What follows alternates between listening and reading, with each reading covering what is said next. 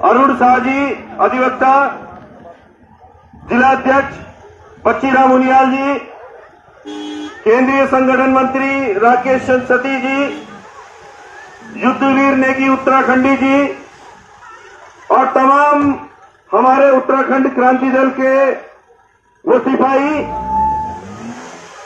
जो पिछले 24 साल से इंतजार कर रहे हैं कि कब उन्हें इस राज्य में काम करने का मौका मिलेगा, जिसको शहादत देकर 42 शहादतें देकर इस पहाड़ी प्रदेश को उन्होंने बनवाया था। यह हमारा दुर्भाग्य है कि 24 साल बाद भी हमारे सामने ऐसी फसलें बोई जा रही हैं, हमारे बच्चों को ऐसा कुछ सिखाया जा रहा है जो कहता है कि पहाड़वाद के ऊपर राष्ट्रवाद है। ये लड़ाई नहीं है और हमारा ये कहना है कि पहाड़वाद ही राष्ट्रवाद है। अगर पहाड़ी सुरक्षित रहेगा तो राष्ट्र सुरक्षित रहेगा, अगर जोशीमठ सुरक्षित रहेगा तो पहाड़ी सुरक्षित रहेगा, देश सुरक्षित रहेगा। अगर इस पहाड़ी प्रदेश से पहाड़ियों ने पलायन कर दिया विभिन्न कारणों से, जिसमें सबसे बड़ा कारण वो आपदाएं हैं जो मानव द्वारा हमारे पहाड़ी प्रदेश के ऊपर थोपी जा रही है। क्योंकि जब इस प्रदेश का निर्माण हुआ था तब ये सोचा गया था कि हमारे लिए योजनाएं इस पहाड़ी राज्य की राजधानी गैरसैंण में बनाई जाएंगी, पहाड़ियों के हिसाब से योजनाएं बनेंगी। लेकिन सबसे बड़ी जाति यह है कि राजधानी यहां न बनाकर देहरादून में बना दी गई। ऐसा कोई पहाड़ी प्रदेश नहीं है जिसकी राजधानी पहाड़ में न हो। आप हिमाचल प्रदेश का उदाहरण ले लीजिए, उसकी राजधानी शिमला पहाड़ी इलाके में है। नॉर्थ ईस्ट के राज्यों का उदाहरण ले लीजिए, सबकी राजधानी पहाड़ में है। किसी भी पहाड़ी प्रदेश को उठाकर देख लीजिए, यहां तक कि विदेशों को भी, यूरोप को भी उठा के देख लीजिए, पहाड़ी देशों की राजधानियां पहाड़ में है। वो इस वजह से है कि पहाड़ी प्रदेश की जो भी नीतियां बनेंगी वो पहाड़ियों से बातचीत करने के बाद बनेंगी, उनसे सलाह मशविरा करने के बाद बनेंगी। इसका सबसे बड़ा जख्म हमारा जोशीमठ झेल रहा है, जिसके नीचे से सुरंगें खोदी गई और इन सुरंगों का दंड इस ऐतिहासिक पौराणिक शहर ने झेला है और आगे भी झेलेगा। ये पता नहीं है कि कब तक मेरे भाई बहन, बड़े बुजुर्ग, महिलाएं, बच्चे इस शहर में सुरक्षित रहेंगे। न जाने कब हूटर बजे और कहा जाए कि नहीं, अब छोड़ दीजिए इस शहर को। ये सबसे बड़ी त्रासदी है, क्योंकि पहाड़ के लिए जो योजनाएं बन रही हैं वो पहाड़ी लोग नहीं बना रहे। हमारा भविष्य दिल्ली से निर्धारित हो रहा है। यहां डैम बना दीजिए, यहां टनल खोद दीजिए, यहां जल विद्युत परियोजना बना दीजिए, यहां रिजॉर्ट बना दीजिए। सारा कुछ बाहरी लोगों के इशारे पर हो रहा है। इसी वजह से इस पहाड़ी प्रदेश की दुर्गत हो रही है। ये निर्णायक समय है, अभी भी न चेते तो बर्बादी से, पूर्ण विनाश से हमें भगवान बद्री विशाल भी नहीं बचा पाएंगे। उत्तराखंड क्रांति दल के जो सिपाही इन विपरीत हालात में अभी भी मोर्चा थामे खड़े हैं, ये आपको चेता रहे हैं कि यही वो दल है जहां आपको लौट के जाना है, जो मूल है, जो जड़ है आपकी, जिसने प्रदेश का निर्माण करवाया। पिछले 24 सालों में आपने एक बार भी न इस दल को प्रदेश में सरकार बनाने का मौका दिया, न आपने केंद्र में क्षेत्रीय सोच का, क्षेत्रीय विचारधारा का कोई सांसद संसद में भेजा। आप पिछला रिकॉर्डिंग उठा लीजिए। जो पूर्ववर्ती सांसद थे तीरथ सिंह रावत जी, कितनी बार जोशी भट्ट का प्रश्न संसद में गूंजा, बताइए आप मुझे। तीरथ सिंह रावत जी ने कितनी बार जोशी मठ के धसने का प्रश्न संसद में उठाया? कितनी बार पूर्ववर्ती सांसद ने अंकिता भंडारी हत्याकांड पर संसद पे सवाल उठाया? और उन्होंने ही क्या, अन्य 4 सांसद जो आपने 5 के 5 यहां से भेजे थे, उत्तराखंड से, पहाड़ी प्रदेश से, उन्होंने संसद में आखिरकार किया क्या? इन्होंने ये किया, ये मोदी जी के नाम पर 5 साल तक संसद में सोते रहे। यहां तक कि ये भी भूल गए जो 17-17 करोड़ रुपया सांसद निधि ने मिली थी जनता के ऊपर खर्च करने के लिए, वो भी 4-4, 5-5 करोड़ रुपए खर्च करके 5 ने मिलकर हमारे पहाड़ी भाई बहनों का 50 करोड़ रुपया लैप्स करवाया।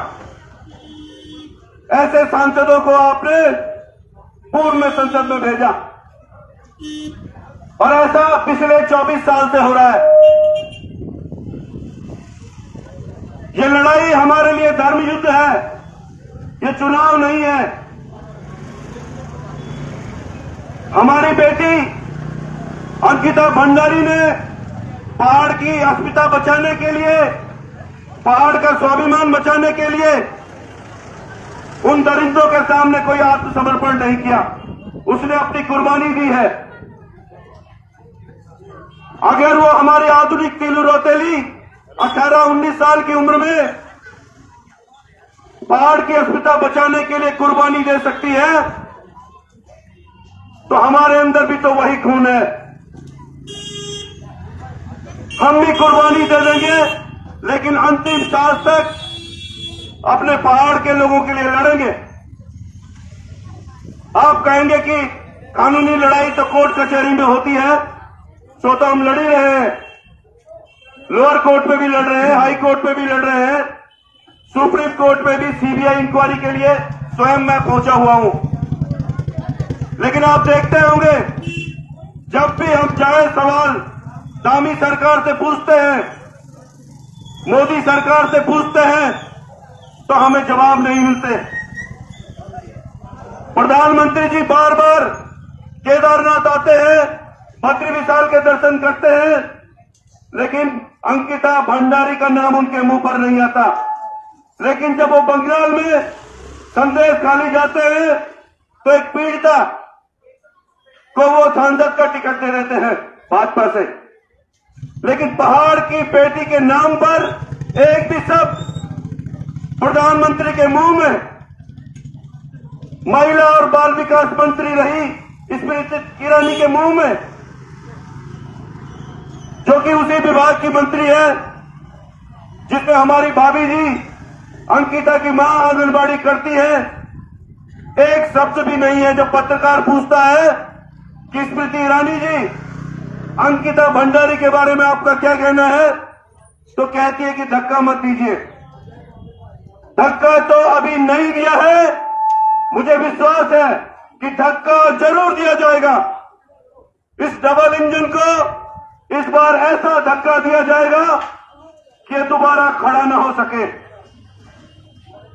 यह आपके स्वाभिमान का प्रश्न है। पहाड़ी सवर्ण ठाकुरों की बेटी, भंडारियों की बेटी, मैं जानता हूं कि इस क्षेत्र में भी हजारों की संख्या में भंडारी लोग बसते हैं। भंडारी ही तुम्हारे खिलाफ हो गए तो तुम्हें हार से कोई नहीं बचा सकता। केवल भंडारी ही तुम्हारे खिलाफ हो गए तो डबल इंजन को सीज होने से कोई नहीं बचा सकता। मैं चाहता हूं आपका खून खोले, क्योंकि आपके अंदर वीर बड़बहादुर सिंह भंडारी का खून है। मैं अपने भंडारी भाइयों से ही निवेदन कर रहा हूं, मैं अपने नेगी भाइयों से ही निवेदन कर रहा हूं कि अगर किसी और का खून न खोले तो आपका तो खोलना ही खोलना चाहिए। हम जो लड़ाई लड़ रहे हैं इस बेटी के लिए नहीं लड़ रहे हैं, इसको तो हम जीत ही लेंगे।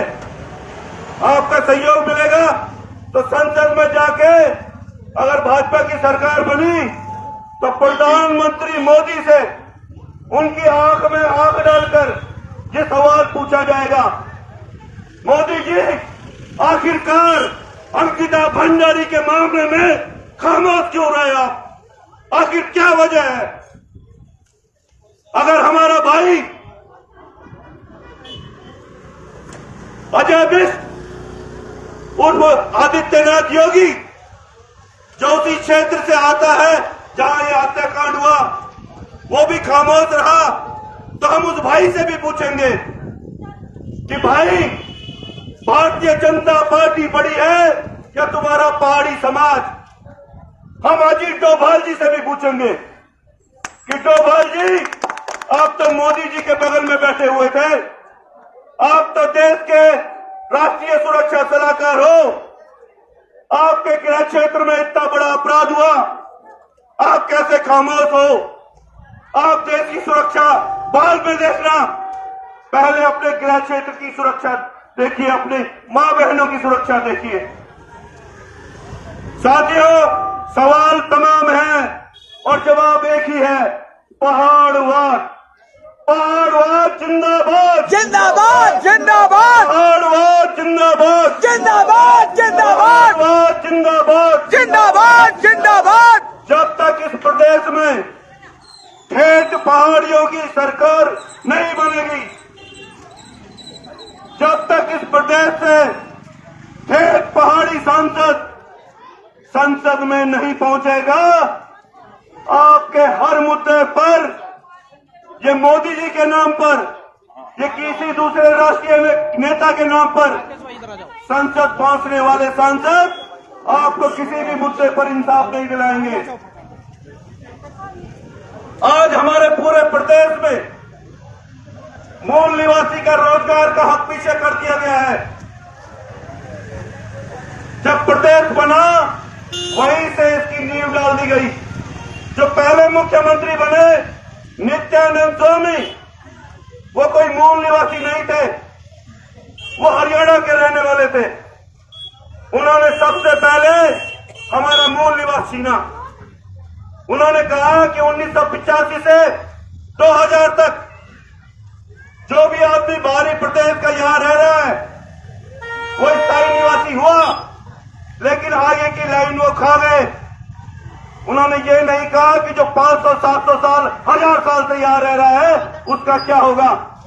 उन्होंने कहा कि सारे स्थायी निवासी हो गए साहब। अरे जब सारे स्थायी हो गए, जब मकान मालिक और किराएदार बराबर हो गया, तो हमारा रोजगार का हक भी छिन गया। इसी वजह से आप देखते होंगे कि हम लोग मूल निवास और भू कानून की लड़ाई भी लड़ रहे हैं। हमें अपनी जमीनें भी बचानी है। हमारी जमीनों पर सोलर प्लांट के नाम पर कब्जा किया जा रहा है। औने पौने दाम पर हमारे पहाड़ी भाई बहनों को उनकी जमीन को ठग कर उसको थोड़ा बहुत पैसा देकर पूरे बड़े बड़े पहाड़ों पर बाहरी लोगों का कब्जा हो गया है। ये निर्णायक लड़ाई है भाई बहनों। अगर आप अभी भी नहीं चेतते तो फिर आपको बचाने वाला आगे कोई नजर नहीं आएगा। ये जो झंडा फहरा रहा है ये तो फहराता रहेगा, लेकिन जब तक आपका कोई प्रतिनिधि संसद में नहीं पहुंचेगा या आपकी सरकार नहीं बनेगी, पहाड़ी लोगों की क्षेत्रीय सरकार नहीं बनेगी, कभी विकास नहीं होगा, केवल विनाश होगा, जो आप देख रहे हैं जोशीमठ के भूदशाओं के रूप में। आज पूरे प्रदेश में युवा सड़कों पर है। पहाड़ी के लिए अगर कोई नौकरी है तो उपनल की नौकरी है, पहाड़ी के लिए कोई नौकरी है तो पीआरडी का जवान वो बन सकता है। कोविड के दौर में कर्मचारी बना देंगे, आंगनबाड़ी बना देंगे, आशा बना देंगे और पूरी तनख्वाह भी नहीं देंगे, जब मर्जी निकाल देंगे। सारी पक्की नौकरियां पहाड़ियों के लिए, राजस्थान वालों के लिए, हरियाणा वालों के लिए, यूपी वालों के लिए। अरे भाई ये किस तरह का पहाड़ी प्रदेश है? इस तरह के पहाड़ी प्रदेश के लिए हमने शहादत नहीं दी थी। अब आपको तय करना है। मैं घंटों न जाने कितने मुद्दे हैं, घंटों बोल सकता हूं, लेकिन अभी आगे भी नुक्कड़ सभाएं होनी है। आगे भी हमें पहाड़ के लोगों को जगाना है। हम अपना काम पूरी शिद्दत से करेंगे। अब आपको तय करना है कि 19 तारीख को जब आप मतदान करेंगे, क्या अपनी बहन बेटियों में आप अंकिता भंडारी का अक्ल देखकर जाएंगे कि नहीं? मेरा सिर्फ इतना सवाल है। जय पहाड़, जय पहाड़ी, जय उत्तराखंड, जय उत्तराखंड। धन्यवाद।